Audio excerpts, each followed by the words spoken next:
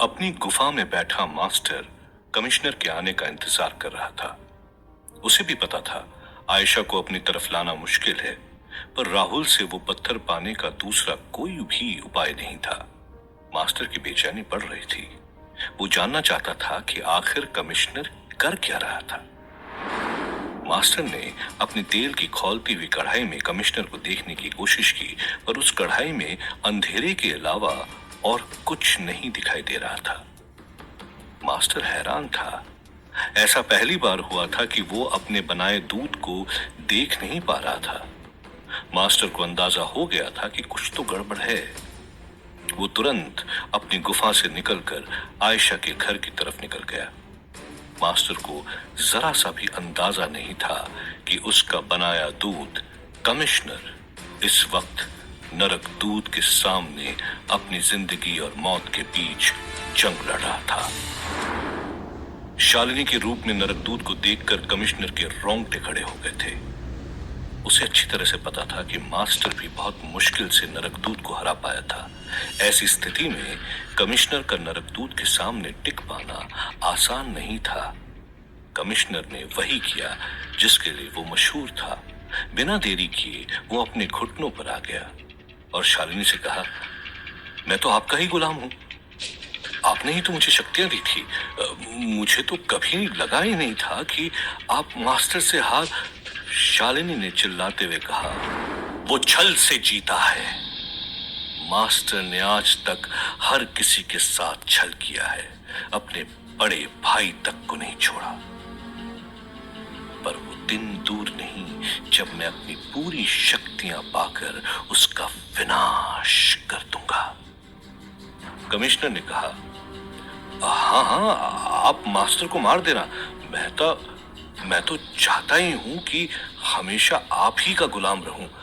मैं वादा करता हूं मास्टर के पास रहकर आपको उसकी एक एक चाल पहले ही बता दूंगा। बस आप मुझे माफ कर दो। शालिनी ने हंसते हुए कहा, नहीं कमिश्नर, तू भी मास्टर की ही तरह गिरा हुआ है। सिर्फ शक्तियां पाना ही तेरा धर्म है और उसके लिए तू किसी भी हद तक गिर सकता है। मास्टर को हराने के लिए पहले तुझ जैसे दल बदलू को ठिकाने लगाना होगा। ये सुनकर कमिश्नर सहम गया था। अपनी जान की भीख मांगते हुए वो शालिनी के कदमों पर गिरकर गिड़गिड़ाने लगा था, पर शालिनी अब किसी भी हाल में कमिश्नर को जिंदा नहीं छोड़ना चाहती थी।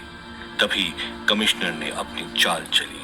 उसने अचानक से शालिनी के पैर पकड़कर उसे पीछे लगे बिजली के यूनिट की तरफ जोर से धकेल दिया। शालिनी कमिश्नर की इस चाल को पढ़ नहीं पाई और बिजली की यूनिट से टकराकर एक जोरदार बिजली के झटके की वजह से चिपक गई थी। शॉर्ट सर्किट होने से पार्किंग लॉट में चल रहे बल्ब एक एक करके फूटने लगे थे। आयशा अब भी पुलिस कार में बैठी हुई थी। उसके हाथों में हथकड़ी थी। आसपास इतने डरावने माहौल ने आयशा को और हैरान कर दिया था। कमिश्नर और पुलिस वाले के गायब होने से आयशा के पास यही मौका था वहां से निकलकर भागने का। आयशा ने बड़ी मुश्किल से कार का दरवाजा खोला और बाहर आकर वो गाड़ी के पीछे छुप गई थी। आयशा जानती थी बिना हथकड़ी खोले यहाँ से भाग पाना मुश्किल है। आयशा की नजर अंधेरे में उस पुलिस वाले को ढूंढने लगी जिसने उसे हथकड़ी लगाई थी, पर दूर दूर तक देखने के बाद भी आयशा को ना तो वो पुलिस वाला दिखाई दे रहा था और ना ही बाहर जाने का कोई और रास्ता तो राहुल को भी नहीं दिखाई दे रहा था। उसके लिए एक मुसीबत खत्म हुई तो दूसरी सामने आती थी।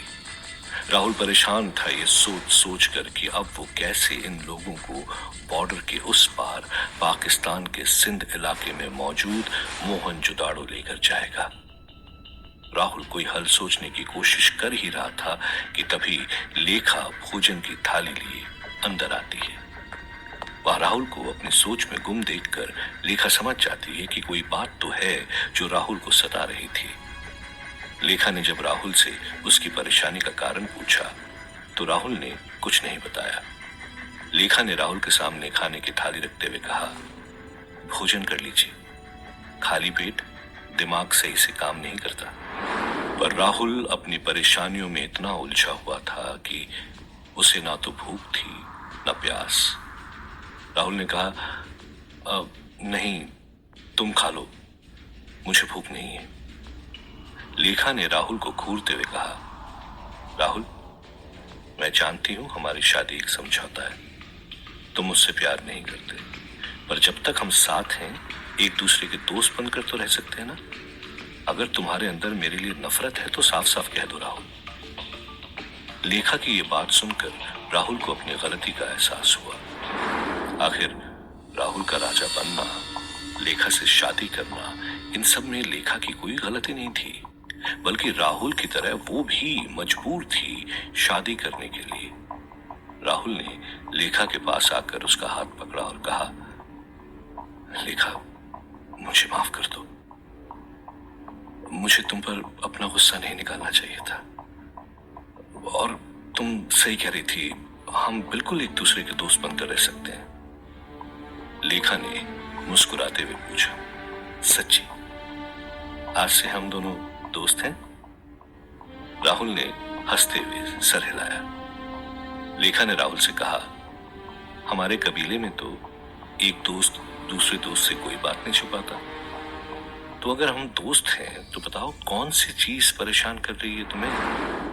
राहुल ने गहरी सांस लेते हुए कहा, मुझे समझ नहीं आ रहा है कि हम मोहनजोदाड़ो तक कैसे पहुंचे। शायद तुम्हें पता नहीं, अब जमीन पर रेखाएं खिंच चुकी हैं। लोगों ने अपने हिसाब से जमीन का बंटवारा कर उसे देश का नाम दे दिया है, और सरहद के उस पार जहां मोहनजोदाड़ो स्थित है वो पाकिस्तान की सीमा में आता है। और तुम लोग तो सालों से कबीले में रह रहे हो, तुम्हारे पास ना तो कोई पहचान पत्र है ना ही पासपोर्ट। समझ नहीं आ रहा है कि हम किस तरह वहां पहुंचेंगे। लेखा ने सोचते हुए कहा, जितनी मनुष्य ने तरक्की की वो एक दूसरे से उतने ही दूर होते गए, इसलिए तो हम चंद्रवंशी हमेशा एक दूसरे के साथ ही रहते थे। हमारे लिए एक दूसरे का सहारा बनना ही सबसे बड़ा कर्तव्य था, है और रहेगा। पर तुम घबराओ मत, मेरे पास तुम्हारी परेशानी का हल है। राहुल ने चौंकते हुए कहा, क्या? तो तुमने अब तक बताया क्यों नहीं? लेखा ने कहा, क्योंकि तुमने पूछा नहीं। तो सुनो, हमारी जो गुफा थी ना, वो कच्छ के दूर दूर के हिस्सों में फैली हुई थी। ऐसी ही एक सुरंग है जो मोहनजोदाड़ो की तरफ जाती है। उससे बिना कोई परेशानी के हम आसानी से सरहद के उस पार जा सकते हैं। ये सुनते ही राहुल खुशी से झूम पड़ा और लेखा को गले लगा लिया। लेखा को गले लगाते ही राहुल रुक गया था। उसने खुद से वादा किया था कि जो कुछ भी हो जाए वो लेखा के साथ कोई शारीरिक संबंध नहीं बनाएगा। राहुल ने लेखा से दूर हटते हुए कहा, वो गलती से। लेखा ने प्यार से कहा, कोई बात नहीं, दोस्त गले लग सकते हैं। अब तुम्हारी परेशानी हल हो गई हो तो भोजन कर लो। राहुल ने चुपचाप भोजन की थाली हाथ में ले ली और लेखा वहां से चली गई। लेखा को जाते देख राहुल को आयशा की बहुत याद आ रही थी। आखिर लेखा में वो सारी खूबियां थी जो आयशा में थी, पर राहुल इस बात से अनजान था कि आयशा इस वक्त कितनी बड़ी मुसीबत में फंसी हुई थी। शालिनी उस बिजली के झटके में फंस गई थी। मौके का फायदा उठाकर कमिश्नर वहां से भागा। शालिनी नहीं चाहती थी कि कमिश्नर किसी भी हाल में मास्टर के पास पहुंचकर उसे नरकदूत के होने के बारे में बताए। शालिनी ने अपनी शक्तियों का इस्तेमाल कर अपने जिस्म को प्लास्टिक में बदल दिया, जिससे अब उस पर बिजली का कोई असर नहीं हो रहा था। कमिश्नर को पकड़ने शालिनी उसके पीछे भागी। पार्किंग लॉट से निकलकर जैसे ही कमिश्नर उड़ने ही वाला था कि तभी शालिनी ने खुद को एक विशाल चील में बदलकर अपने पंजों से कमिश्नर को दबोच लिया और उसे लेकर वहां से उड़ गई। आयशा बाहर जाने का रास्ता देख ही रही थी कि तभी उसे थोड़ी ही दूर पर उस पुलिस वाले की लाश दिखाई दी। ये देखकर आयशा सहम गई थी। हिम्मत करके आयशा उस पुलिस वाले के पास गई तो उसने देखा कि पुलिस वाले की जेब से चाबी का गुच्छा लटक रहा था। इसमें हथकड़ी की भी चाबी थी। आयशा को समझ नहीं आ रहा था कि आखिर यहां हुआ क्या। कमिश्नर अचानक कहां गायब हो गया? कौन था वो जिसने इस पुलिस वाले की जान ली? पर इन सवालों से पहले आयशा का यहां से बचकर निकलना बहुत जरूरी था। आयशा ने फौरन अपनी हथकड़ी खोली और वहां से भागकर सीधे अपने घर की तरफ चली गई थी। आयशा हांफते हुए घर पहुंची। उसके बेल बजाने पर दरवाजा हल्के से खुला। दरवाजा खुलते ही आयशा दंग रह गई। दरवाजे के उस पार खड़ा था मास्टर, जिसके चेहरे पर वही शैतानी हंसी थी। आयशा ने चौंकते हुए पूछा, तुम यहां? राहुल की मां कहां है? क्या किया तुमने उनके साथ? मास्टर ने हंसते हुए कहा, अरे आयशा, मैं एक अच्छा इंसान हूं, निर्दोष लोगों को नुकसान नहीं पहुंचाता। आंटी तो बाहर सब्जी लेने गई है। उन्हें पता है मैं राहुल का दोस्त हूं, इसलिए उन्होंने मुझसे कहा, बेटा तुम घर पर ही इंतजार करो। आयशा ने गुस्से में कहा, क्या लेने आए हो अब तुम यहां? मास्टर ने कहा, जानता था तुम गुस्से में होगी और होना भी चाहिए गुस्सा। आखिर तुम्हारे प्यार ने तुम्हें इतना बड़ा धोखा जो दे दिया। मास्टर जानता था कि राहुल आयशा की कमजोरी है, इसलिए वो जानबूझकर आयशा की दुखती नस पर हाथ रख रहा था। आयशा ने गुस्से से कहा, मैं तुम्हारे छलावे में फंसने वाली नहीं मास्टर, साफ साफ बताओ क्या चाहते हो मुझसे? मास्टर ने कहा, मैं राहुल को तुम्हारे पास वापस लाना चाहता हूं। ये सुनकर आयशा चौंक उठी थी।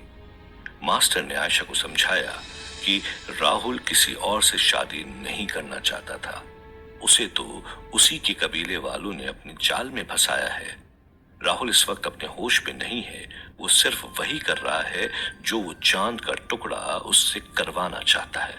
एक बार वो चांद का टुकड़ा राहुल से दूर हो गया तो वो अपने पूरे होश में आ जाएगा। और ये तो सब जानते हैं कि राहुल तुमसे कितना प्यार करता है। वो भागता हुआ तुम्हारे पास आ जाएगा। आयशा ने सोचते हुए कहा, तुम्हारे पास तो इतनी शक्तियां हैं मास्टर, फिर तुम उस पत्थर को छीन क्यों नहीं लेते? मास्टर ने कहा, कोशिश की थी, पर वो पत्थर जब तक राहुल अपनी इच्छा से किसी को नहीं दे देता, राहुल के ऊपर से उसका प्रभाव खत्म नहीं होगा। सोच लो। आयशा को मास्टर पर बिल्कुल भी भरोसा नहीं था, पर आयशा भी जानती थी कि उसका राहुल ऐसा कभी नहीं था। पिछले 2 दिनों में जैसा उसने बर्ताव किया है वो बहुत ही अजीब था। आयशा उस पत्थर का सच जानना चाहती थी, और अगर ये सच था तो अपने राहुल को वापस पाने के लिए आयशा कोई कसर नहीं छोड़ना चाहती थी। मास्टर ने आयशा से पूछा, तो क्या अपने प्यार को एक बार फिर बचाने के लिए तैयार हो? आयशा ने मास्टर से कहा, राहुल को बचाने के लिए मैं कुछ भी करने के लिए तैयार हूं। मास्टर अंदर ही अंदर बेहद खुश था। चांद के उस टुकड़े को हासिल करने के लिए मास्टर अपनी पहली चाल में कामयाब हो गया था। राहुल ने भी कामयाबी की तरफ पहला कदम बढ़ा लिया था। राहुल ने सभी चंद्रवंशियों को इकट्ठा किया। हर चंद्रवंशी अपने नए राजा का संबोधन सुनने के लिए उत्सुक था। राहुल ने पहले तो उन सबका शुक्रिया किया। चंद्रवंशियों ने उसे राजा बनाकर जो भरोसा दिखाया था उसके लिए राहुल सभी का आभारी था। पर राहुल अब जो कहने वाला था वो किसी ने भी सोचा नहीं था। राहुल ने उस चांद के टुकड़े को अपनी जेब से निकालकर एक धागे में बांध लिया था और उसे अपने गले में टांगते हुए कहा, मैं जानता हूं ये चांद का टुकड़ा चंद्रवंशियों के लिए कितना महत्व रखता है, पर इस कबीले का राजा होने के नाते मेरे लिए इस चांद के टुकड़े से ज्यादा तुम सभी की जान है। और मैंने फैसला लिया है कि मैं इसे नष्ट करने सरहद के उस पार मोहनजोदारो के लिए आज ही निकलूंगा। राहुल की ये बात सुनकर चंद्रवंशी चिंतित हो गए। वो अपने राजा को किसी भी कीमत पर अकेले नहीं छोड़ना चाहते थे। हर चंद्रवंशी ने राहुल की रक्षा करने का वचन लिया था, पर राहुल अपने मकसद के लिए किसी और की जान खतरे में नहीं डालना चाहता था। तभी लेखा राहुल के पास आकर खड़ी हो गई और उसने कहा, मैं राहुल के साथ जाऊंगी। वो सिर्फ मेरे पति ही नहीं है, बल्कि मेरे राजा भी हैं। राहुल ने भी कभी नहीं सोचा था कि एक अनजान लड़की जिससे मिले हुए उसे कुछ ही दिन हुए हैं, वो इस तरह मुसीबत में उसका साथ देगी। लेखा ने सबके सामने राहुल का हाथ थामा और कहा, हमारे लिए इस कबीले और यहाँ के लोगों से बढ़कर कुछ नहीं है। सरिता जो दूर खड़ी ये सब देख रही थी, उसे गर्व था अपनी बेटी और अपने दामाद पर। सरिता जैसे ही सामने आई, सारे चंद्रवंशी चुप हो गए। सरिता ने कहा, राहुल अकेला नहीं जाएगा, उसके साथ लेखा, मैं और हमारे 2 वीर योद्धा भी साथ जाएंगे। इस जंग में हम अपने राजा को अकेला नहीं छोड़ेंगे और ना ही हर किसी की जान खतरे में डालेंगे। ये सुनकर सभी चंद्रवंशी सरिता और राहुल की जय जयकार करने लगे थे। राहुल जानता था आगे का रास्ता आसान नहीं होगा, पर अपने साथ इन लोगों को देखकर राहुल के अंदर अजीब सी ऊर्जा आ गई थी। अब उसका एक ही मकसद था, किसी भी हाल में इस पत्थर को मास्टर के हाथ नहीं लगने देना। एक तरफ राहुल अपनी मंजिल की तरफ बढ़ चुका था, वहीं मास्टर भी उड़ते हुए अपनी गुफा में पहुंच गया था। मास्टर आयशा को बहकाने में कामयाब हो गया था, पर उसे अब तक समझ नहीं आ रहा था कि आखिर कमिश्नर कहाँ गायब हो गया। मास्टर ने दोबारा उस खौलती हुई कढ़ाई में कमिश्नर को देखने की कोशिश की, पर कुछ नहीं दिखा। और तभी उस कढ़ाई में खून की बूंद गिरी। मास्टर चौंका। उसने जैसे ही ऊपर देखा तो मास्टर भी दंग रह गया। कढ़ाई के ठीक ऊपर गुफा में कमिश्नर की सरकटी मुंडी लटक रही थी।